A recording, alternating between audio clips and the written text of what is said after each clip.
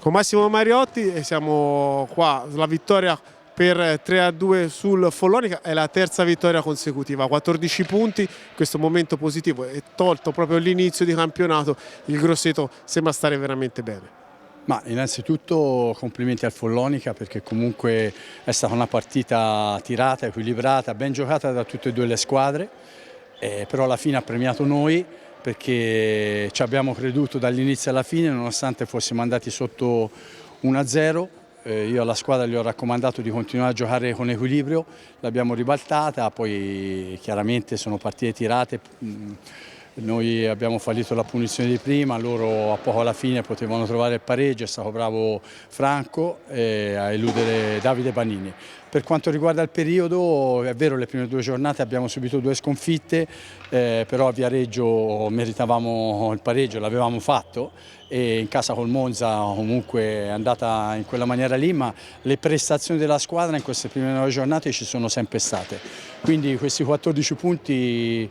sono importanti, ci mettono in una buona posizione di classifica rispetto al fondo della classifica, perché noi dobbiamo pensare partita per partita e guardare dietro. E ora con un occhiolino da quella fine del girone d'andata un pochino più avanti. Sabato andremo a Breganze, non ci facciamo illusione che sia una passeggiata, nel campionato quest'anno non ci sono passeggiate, la squadra deve rimanere sul pezzo, concentrata per andare a cercare di fare ulteriori punti a Breganze.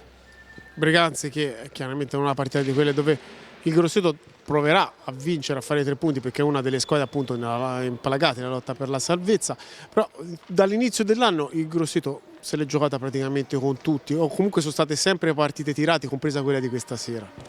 Sì, siamo un po' come dice Allegri, vinciamo di cortomuso, però l'importante è vincere e fare prestazioni e la squadra lo sta facendo, questo è segno che il gruppo è un gruppo sano e che può migliorare ancora ulteriormente. Bisogna remare tutti alla stessa parte, la società nonostante qui a Grosseto sia difficile per certi versi fare l'alto livello, però sta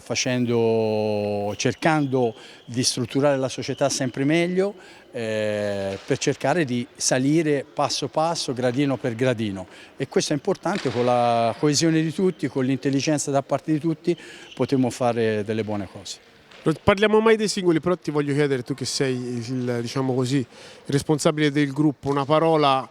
per il capitano, per Pablo Saavedra che è stato in campo, abbiamo diciamo così, fatto le condoglianze, è un grande campione, ci dispiace tantissimo chiaramente per la sua famiglia. Ma Pablo appunto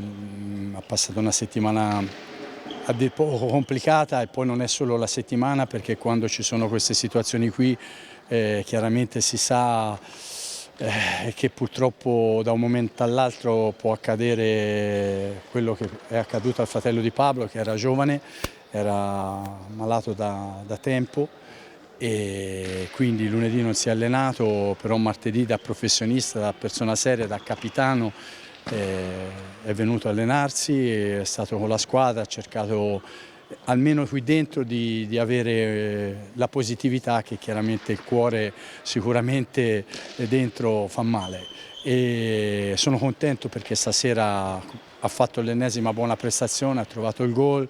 e siamo tutti contenti di aver dedicato insomma, a lui, alla sua famiglia e a suo fratello questa vittoria.